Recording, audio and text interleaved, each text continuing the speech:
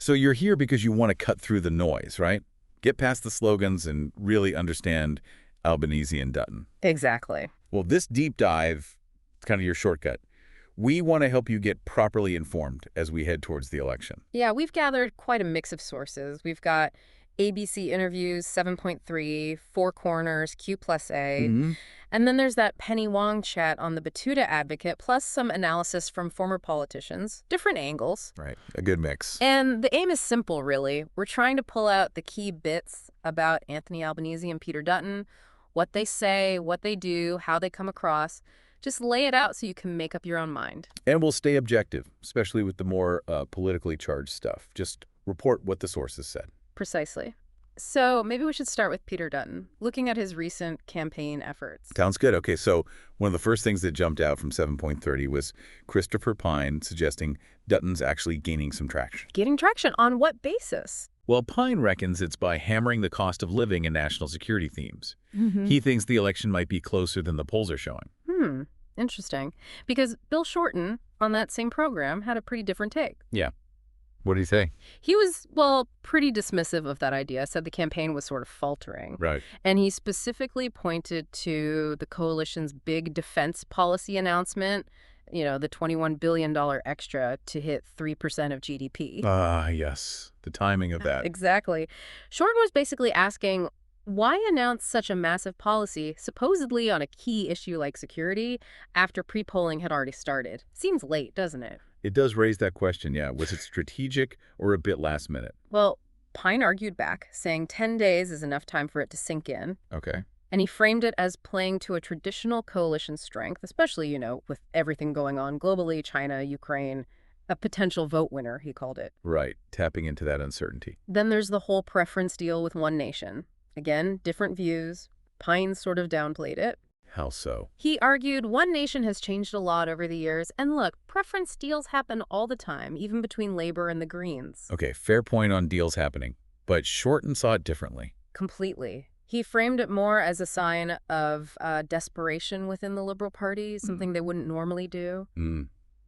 Desperation. And he also brought up other things he saw as missteps, like that incorrect billboard in Brisbane.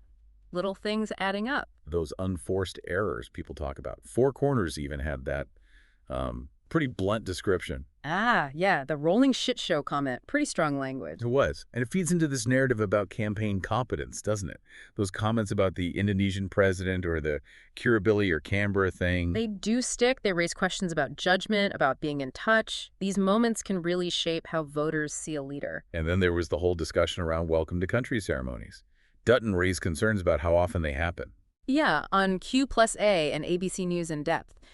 He questioned if they were appropriate for things like Anzac Day or even like Qantas flights. Which caused a bit of a stir. Definitely. You had Tanya Plibersek talking about pride in Indigenous culture and condemning the booing on Anzac Day. Right. And even the RSL came out saying, actually, acknowledgments are appropriate.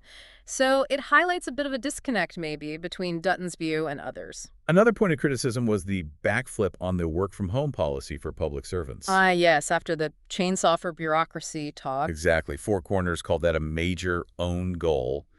Suggested it kind of undermined his image as decisive. It's interesting how these cultural or social issues play out. Penny Wong, in that Batuta interview, she actually compared Dutton's focus on these culture wars to John Howard's tactics. Really? How so? She suggested it's a way to distract from the main policy debates. She mentioned things like the arguments over the national apology, the whole black armband view of history thing, debates about school curriculum. He's shifting the focus. That was her take, anyway. A familiar playbook, she implied. Okay, so shifting to a major policy area, energy. Dutton's really pushing nuclear power, isn't he? Very strongly. It's central to the coalition's energy plan, presented as vital for hitting net zero while keeping the lights on as coal plants close. So for you listening, there's a lot to unpack there. The practical side, the cost, how quickly it could even happen compared to renewables. And Four Corners did point out that Dutton hasn't perhaps engaged as much publicly on the specifics. He hasn't visited potential sites, that kind of thing. Limited media on it. And finally, on Dutton, Four Corners also dug into his finances. Yeah, they detailed the family's wealth from property, childcare, those past business dealings with Eddie Groves. And the undeclared interest in a family trust for a period. Right.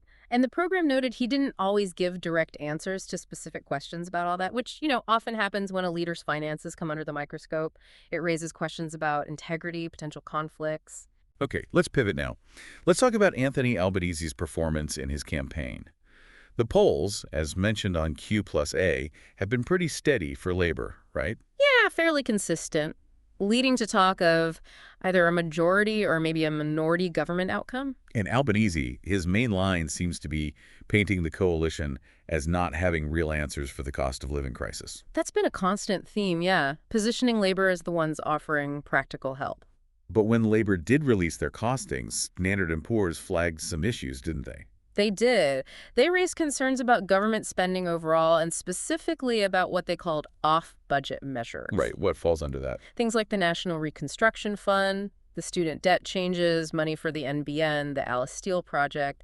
S&P suggested these could potentially risk the AAA credit rating. So, for you listening, off-budget basically means spending that isn't in the main yearly budget, Yeah. often handled through separate funds. And Albanese's defense is that these are investments designed to pay off for the government down the track. With student debt, he frames it as being about fairness between generations. Albanese also pushed back against Dutton's rhetoric, like after that hate media comment about the ABC. Albanese often uses that phrase, kindness is not weakness. He's trying to draw a clear contrast in leadership style. Contrasting with what he sees as Dutton's, maybe luster. That seems to be the implication. He wants to appear more measured, less focused on fighting culture wars. You see that in his approach to Welcome to Country, too. How so? He's basically said it's up to individual organizations, not something the government should dictate, trying to sidestep that particular fight. Now, cost of living. Despite arguments about living standards falling, Albanese keeps defending his government's actions. Absolutely. He points to the tax cuts, energy bill relief, childcare changes, Medicare funding, cheaper medicines. He argues global factors are largely to blame for pressures, but also highlights that inflation is falling and wages are starting to rise. But he still cops flank for that $275 electricity bill promise, right? He does. His explanation is usually that they inherited a mess and the energy transition is complex. It wasn't met, that specific number. Okay. Healthcare, though, that remains a core labor message. Definitely. Strong commitment to Medicare, rolling out those urgent care clinics, pushing the cheaper medicines policy. And housing's another big one. They've got the shared equity scheme, more money for emergency housing, focus on boosting supply. Yeah, though it's worth considering for you, the listener, that whole debate about whether just increasing supply automatically lowers prices. Albanese seems focused more on access and security, perhaps, than promising drastically cheaper houses. And interesting that he hasn't touched negative gearing or capital gains tax. No, he's defended keeping those settings, points to potential rent rises if they change them, and, the ghost of the 2019 election result looms large there. Even though Treasurer Jim Chalmers used to talk about those policies being key levers for affordability. It shows a shift, perhaps a more pragmatic approach from Labor now. Their focus is squarely on boosting supply. And on the HECS debt changes, Albanese frames that reduction for young people as simply the right thing to do, pushing back against criticism about it being unfair to others. Albanese has also spent time pointing out what he calls inconsistencies, or U-turns from Dutton. Yeah, things like road user charges, the work-from-home stuff, EV policies. He uses those to suggest Dutton lacks clear direction. But Albanese isn't immune to criticism himself. Four Corners raised that question of him being potentially out of touch. Right, mentioning the Qantas chairman's lounge membership, his property portfolio. And his defense. Basically that he worked hard for what he has achieved. Then there was the voice referendum, a huge part of his first term. Absolutely defining. Right. And while he says he's still committed to reconciliation, the no vote undeniably had an impact. Some commentators on Four Corners suggested it kind of dented his momentum, his mojo. And Dutton, of course, was a key figure in the no campaign. A stark contrast. Albanese often talks about unity bringing people together. Dutton's approach, particularly on things like the voice, gets labeled by some as more divisive. So Albanese's message remains focused on serving the country, aiming for that majority government. That's the consistent line. Okay, let's bring in Penny Wong's insights from that B2 advocate chap. She obviously has a big job as foreign minister. Huge. Navigating a really tricky global situation, China, the U.S., various conflicts. She also talked a bit about the personal side, juggling that job and family.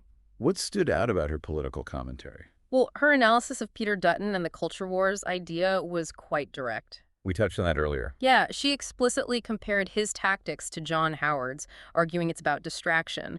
She brought up those historical examples again, the apology, history curriculum debates. And her view of Albanese. She described him as disciplined, firm, good to work with, and she really emphasized his commitment to the voice, sticking with it even though it failed. That seemed important to her. Did she offer any other reflections on politics? Yeah, she had that interesting line about leaders needing to avoid making others feel small just so they can look big. That's quite pointed. And she talked about the performative side of politics, saying she just tries to be herself, gave a glimpse into that pressure cooker. Any lighter moments? A few anecdotes about the diplomatic passport perks, confirming she did organize Albanese's Bucks party, although plans apparently changed. Oh, okay. But she also stressed the serious side importance of trade diversification beyond China and the often unseen consular work helping Australians who get into trouble overseas. Right. So, wrapping this all up, thinking about Albanese and Dutton based on everything we've looked at their words, actions, character, what are the main contrasts? You really see two quite different approaches. Albanese seems to emphasize stability, tries to project social inclusion, a message of unity, but he faces questions on the economy, delivering on certain promises. Okay. And Dutton? Dutton focuses hard on economic security, border security, appealing to, those forgotten people, tradies, outer suburbs. But his campaigns faced scrutiny over consistency, transparency, how he handles those cultural flashpoints. So for you listening, getting into these details, understanding these differences, it really does matter. It helps you see beyond the day-to-day headlines. Exactly. It gives you a clearer picture of who these leaders are, what drives them, how they might actually govern. It helps you make a more informed choice. Which brings us to a final thought for you to chew on. After hearing all this, the different styles, priorities, the hits and misses, what single quality do you think is the absolute most crucial for Australia's leader right now in the years ahead? Yeah, think about that. And then based on what we've unpacked from their words and actions, which leader, Albanese or Dutton, do you feel better embodies that particular quality? Something to keep mulling over as you continue to follow the political landscape.